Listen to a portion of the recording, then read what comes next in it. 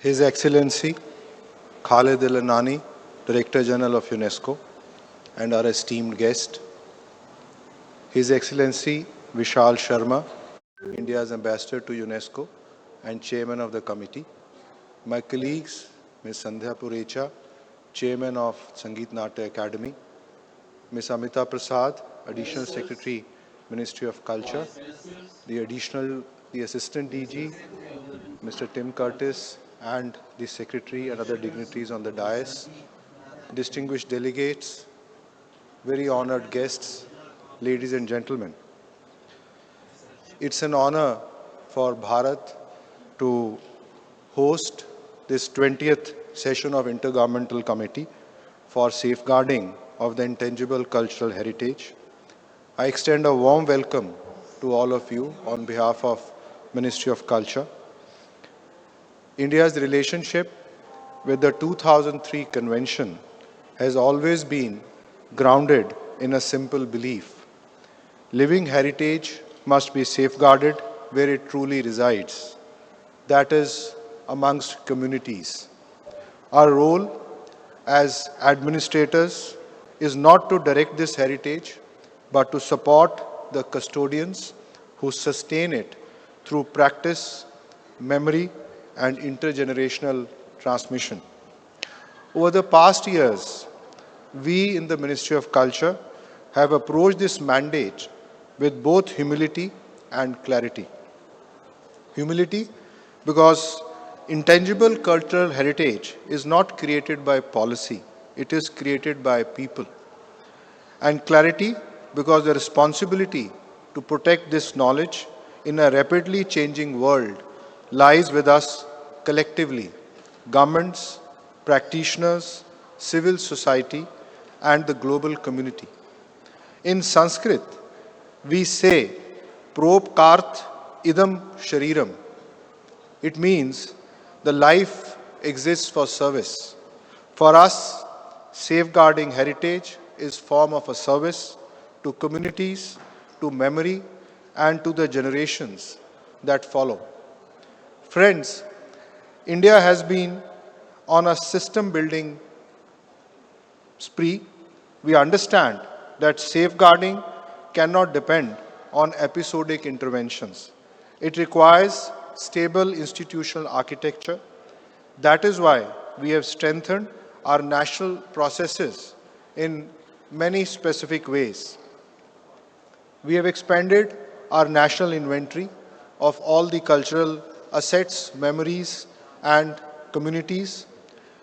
This has been implemented with the support of institutional framework that exists within the Ministry of Culture and as a whole of government approach from the ministries of the Government of India, which are working in various other spheres but which converge on the basic topic of culture. We have institutions like the Sangeet Natya Academy, we have zonal cultural centers, we have the Visual Arts Academy, we have an academy which is called the Sahitya Academy for Literature, we have academies for preservation and spreading the education of our cultural and of our traditions, which are classical music and classical dances. We have our living heritage in our monuments with Archaeological Survey of India, the Anthropological Survey of India. Overall, there are more than 40 institutions which have their own mandate which work under the overall sphere of Ministry of Culture. We closely work with our state governments, academic institutions, and most importantly, communities to ensure that the diversity of India's living traditions is documented with accuracy and respect. That this inventory is evolving into a dynamic platform rather than a static list. It helps us identify vulnerabilities, skill gaps, and opportunities for transmission. Another important priority is capacity building, whether it is training young researchers in community-led documentation, supporting digital literacy for artisans, or upgrading infrastructure in gurukuls. Our emphasis has been on enabling practitioners to continue their work with dignity and economic security. Under the scheme for safeguarding the intangible cultural heritage implemented by various wings of the Ministry of Culture, including the Sangeet Natak Academy.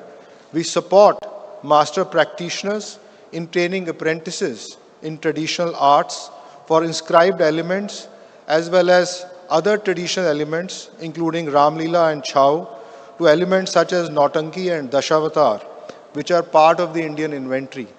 We run programs which support the artists right from the adolescence to the veteran stage, where we run programs for giving artisan scholarships, artist scholarships, stipends to the gurus or the teachers, because we have the Guru Shishya Parampara, where the gurus outside the traditional system of education also train the students and artists so that there is an intergenerational transmission of cultural practices. We have fellowships and scholarships. We also have programs where we support the events so that they can get exposure not only in India but also all over the world. We have strengthened the policy interface between culture and development. Intangible heritage is not only a cultural resource, it's a driver of livelihoods, tourism, creative industries, and social cohesion.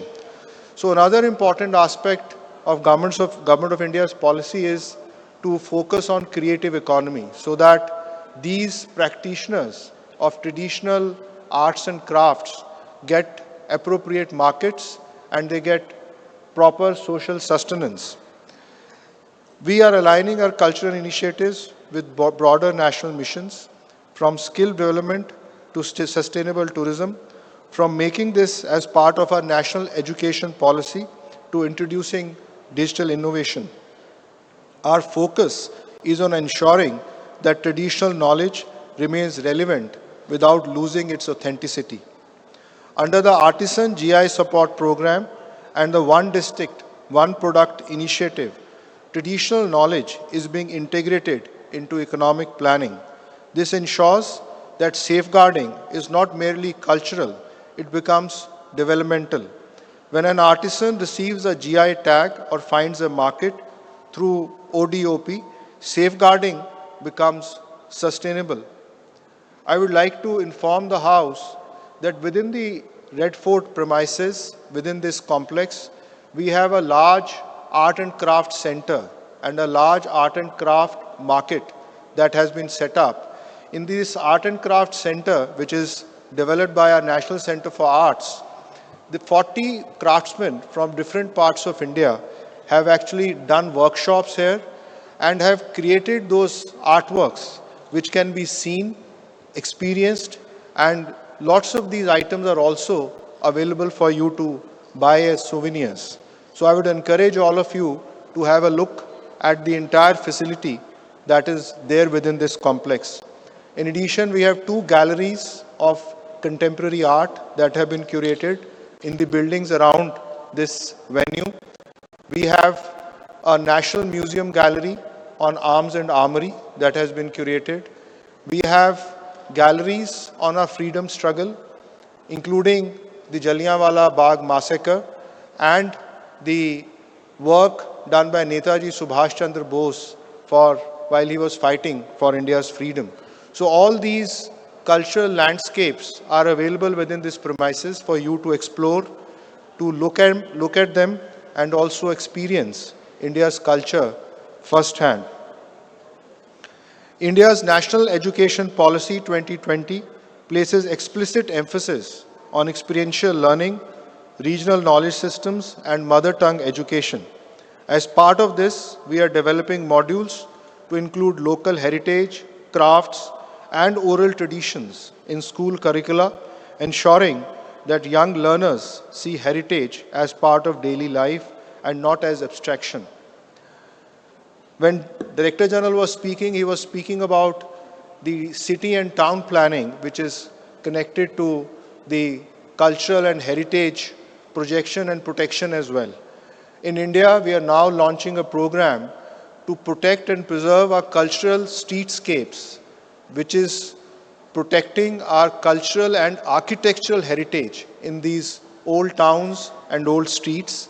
which we plan to do in public-private partnership with the owners of these buildings to maintain those facades and also make sure that the local arts and craft, the woodwork, the stonework, and other local materials which were used for this architecture is also preserved and gets promotion as we move with modern architecture and modern planning.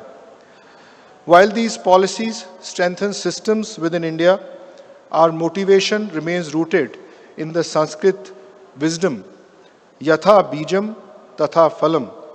It means, as the seed, so is the fruit.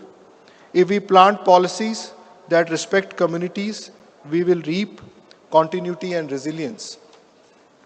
Colleagues, one of the most encouraging developments we see today is the increasing participation of young people. Across India, students, apprentices, and emerging practitioners are engaging with heritage not as a relic, but as a resource, a space for creativity, research, and entrepreneurship. This is a positive trend, and it is our responsibility to support it. At the same time, we must also recognize the challenges ahead: urbanization, environment changes, migration, patterns and commercial pressures continue to exert strain on fragile knowledge systems. The global digital environment, while offering extraordinary tools, also poses risks of misappropriation, distortion, and inequitable benefit sharing. As administrators, as policymakers, we must remain vigilant in balancing openness with responsible stewardship. This is where the UNESCO platform becomes indispensable. The committee provides not only a mechanism for international cooperation, but also a space for learning from each other. From field methodologies to community empowerment models, from legal frameworks to ethical safeguards. I am very happy to note that UNESCO is starting online courses for imparting this knowledge in a widespread manner to all the citizens and people of the world. In India, we are also looking at initiating and expanding two programs. One is called the Project Mausam, the other is called the Project Brihatar Bharat. Both these programs are based on multinational cooperation. We are looking at our maritime linkages and also our spiritual and heritage linkages within this region and in the broader region of Indology across the globe. In both the initiatives, we are looking for partnerships with member countries to set up both tangible and intangible heritage common resources for multinational nominations in UNESCO. We will be expanding on this concept in the coming days, and I would look forward to greater cooperation from the members who are present here today. Let me conclude by reaffirming India's commitment to the values of 2003 Convention: respect for diversity, community participation, and international solidarity. We are honored to host this session, and we look forward to productive deliberations that strengthen the global framework for safeguarding intangible cultural heritage. I wish all delegates a meaningful and engaging week of dialogue and collaboration.